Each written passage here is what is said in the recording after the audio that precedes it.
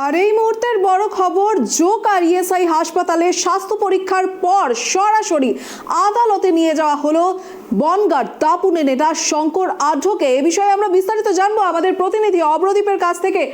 অভ্রদীপ, এই মুহূর্তে সেখানকার কি পরিস্থিতি? যেমনটা শোনা যাচ্ছিল যে তাকে যখন বাড়ি থেকে বের করা হয়েছিল, অর্থাৎ শঙ্কর আঢ্যকে যখন বাড়ি থেকে বের করা হয়েছিল, তখন কিন্তু এক প্রকারের মারমার কাটকাট পরিস্থিতির সৃষ্টি হয়েছিল।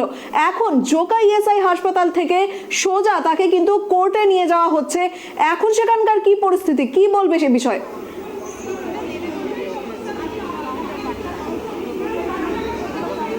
দেখো, শঙ্কর আঢ্যকে কিন্তু এই মুহূর্তে কিন্তু ঢোকানো হলো ব্যাংশাল আদালতে। এর আগে তাকে জোকা ইএসআই হাসপাতালে নিয়ে যাওয়া হয়েছিল এবং সেখান থেকে স্বাস্থ্য পরীক্ষার পর জোকা ইএসআই হাসপাতাল থেকে কিন্তু এই সরাসরি ব্যাংশাল আদালতে প্রবেশ করানো হলো। এবং আমরা যেটা ইডি সূত্র মারফত জানতে পারছি, কিছুক্ষণের মধ্যেই শুনানি পর্ব শুরু হবে এবং ইডির তরফে যেটা দাবি করা হবে যে যে সমস্ত তথ্য প্রমাণ নথি পেয়েছেন তারা, তার শ্বশুর বাড়ি থেকে যে 8.5 লক্ষ টাকা পেয়েছেন, 8.5 লক্ষ টাকার নগদ পেয়েছেন, সেইগুলো কিন্তু তার পাশাপাশি আরও যে সমস্ত জিনিসগুলো কিন্তু সিজার করা হয়েছে সেই সমস্ত জিনিসগুলো কিন্তু এই আদালতে পেশ করা হবে আইনজীবী মারফত। এবং ফুল টার্ম পিসি অর্থাৎ 14 দিনের ইডি হেফাজতে নেওয়ার জন্য তারা আবেদন জানাবেন। তোমাকে যেমনটা আগেও জানাচ্ছিলাম যে এই শঙ্কর আঢ্যর সঙ্গে জ্যোতিপ্রিয় মল্লিকের একটা যোগাযোগ রয়েছে এবং জ্যোতিপ্রিয় মল্লিককে জিজ্ঞাসাবাদ করে কিন্তু এই শঙ্কর আঢ্যের নাম পাওয়া গিয়েছে। এবং তারপরেই গতকাল প্রায় 17 ঘন্টা জিজ্ঞাসাবাদের পরে তাকে কিন্তু মধ্যরাত্রে গ্রেপ্তার করা হয় এবং সেখান থেকে সরাসরি সল্টলেক সিজিও কমপ্লেক্স ইডি দপ্তরে নিয়ে আসা হয় এবং সকালবেলা আমরা দেখতে পাই যে তাকে বার করা হচ্ছে এবং জোকা ইএসআই হাসপাতালে নিয়ে যাওয়া হয়। তারপরে সেখানে ঘন্টা দুয়েকের মেডিকেল চেক আপ চলে এবং তারপরে সেখান থেকে সরাসরি আজকে এই ব্যাংশাল আদালতে নিয়ে আসা হলো। তোমাকে যেমনটা জানাচ্ছিলাম আগেও যে এই শঙ্কর আঢ্যের যে আঢ্য ফরেক্স প্রাইভেট লিমিটেড কোম্পানি, সেই কোম্পানির মাধ্যমে বৈদেশিক মুদ্রার ট্রানজাকশন করা হয়েছে, যেগুলো কিন্তু জ্যোতিপ্রিয় মল্লিকেরই টাকা ছিল সেরকমটাই জানা যাচ্ছে। একদমই অভ্রদীপ, আরেকটা বিষয় জানতে চাইবো যে শঙ্কর আঢ্যের স্ত্রী কিন্তু বারবার একটাই অভিযোগ করেছে যে জ্যোতিপ্রিয় মল্লিকের ঘনিষ্ঠ হওয়াতেই কিন্তু তাকে মিথ্যে মামলায় ফাঁসানো হয়েছে। এই অভিযোগ কিন্তু বারবারই শঙ্কর আঢ্যের স্ত্রী কিন্তু করে এসছে। তো এই মুহূর্তে আমার প্রশ্ন হচ্ছে যে এ বিষয়ে শঙ্কর আঢ্য কি বলছেন এই বিষয়ে?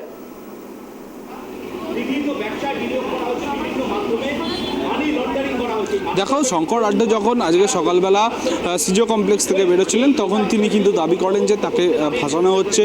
তিনি তদন্তকারী আধিকারিকরা যাতে তারা সঠিক বিচারটা করেন সেটাই তিনি দাবি করেছেন। এবং তার পাশাপাশি তাকে যখন জোকা ইএসআই হাসপাতালে প্রবেশ করানো হচ্ছিল তখনও তিনি কিন্তু বলেন যে তার বিরুদ্ধে চক্রান্ত করা হচ্ছে এবং যেমনটা তিনি দাবি করছেন এবং তার স্ত্রীও যেমনটা দাবি করেছেন যে তার বিরুদ্ধে চক্রান্ত করা হচ্ছে। তার স্ত্রী আরও বলেছেন যে কালকে 7:30 থেকে শুরু করে সারা দিন প্রায় তাকে বৈদেশিক মুদ্রার সম্পর্কে তার বিষয় যে ব্যবসাগুলি রয়েছে তার বিষয়ে জিজ্ঞাসাবাদ করা হয়েছে। তারপরে গতকাল একজন ইডি আধিকারিক জ্যোতিপ্রিয় মল্লিকের সঙ্গে কানেকশন দেখিয়ে তাকে গ্রেপ্তার করেন। এটা পুরোপুরি চক্রান্ত করা হচ্ছে এবং সেই বিষয়ে কিন্তু তার স্ত্রী মুখ খুলেছিলেন। এবং আজকে কোর্টে কী তথ্য প্রমাণ দেবে এনফোর্সমেন্ট ডিরেক্টরেটের আধিকারিকরা সেই দিকে কিন্তু আমাদের নজর থাকবে। এবং যে তোমাকে বলছিলাম আঢ্য ফরেক্স প্রাইভেট লিমিটেড কোম্পানি, সেই কোম্পানির মাধ্যমে যে বৈদেশিক মুদ্রার ট্রানজাকশানের সঙ্গে সোনা কেনার যে তথ্য প্রমাণগুলি পেয়েছেন ইডি আধিকারিকরা, সেগুলো কিন্তু আজকে পেশ করতে চলেছে ইডি আধিকারিকরা আদালতে। একদমই অভ্রদীপ, ধন্যবাদ তোমাকে। আর যেমনটা ইতিমধ্যে আপনারা শুনলেন, ইতিমধ্যেই কিন্তু জোকা ইএসআই হাসপাতাল থেকে বের করে নিয়ে সোজা কিন্তু আদালতে পেশ করা হলো বনগাঁর দাপুটে নেতা শঙ্কর আঢ্যকে। এবং যেমনটা বারবার অভিযোগ আসছিল যে জ্যোতিপ্রিয় মল্লিকের ঘনিষ্ঠ হওয়াতেই তাকে এই দুর্নীতি মামলায় ফাঁসানো হচ্ছে, এমনটাই কিন্তু তার স্ত্রীও দাবি করেছেন। এবং সম্প্রতি আজ যখন জোকা ইএসআই হাসপাতালে সাংবাদিকরা তাকে শঙ্কর আঢ্যকে প্রশ্ন করেন তখনও কিন্তু তিনি এই কথাটাই বলেছেন যে জ্যোতিপ্রিয় মল্লিককে তিনি রাজনৈতিক সূত্রেই শুধুমাত্র চেনেন, এছাড়া আর কোনো সম্পর্ক নেই। আর সেই হিসেবে তিনিও কিন্তু এমনটাই দাবি করেছেন যে তাকে জ্যোতিপ্রিয় মল্লিকের ঘনিষ্ঠ হওয়ার কারণেই কিন্তু ফাঁসানো হচ্ছে। আর এইদিকে যেমনটা তিনি সম্প্রতি বললেন যে তিনি চান আদালত যাতে ন্যায্য বিচার করেন, এটাই কিন্তু তার এই মুহূর্তের দাবি। আর যেমনটা ইতিমধ্যে আপনারা সরাসরি দেখতে পাচ্ছেন বনগাঁর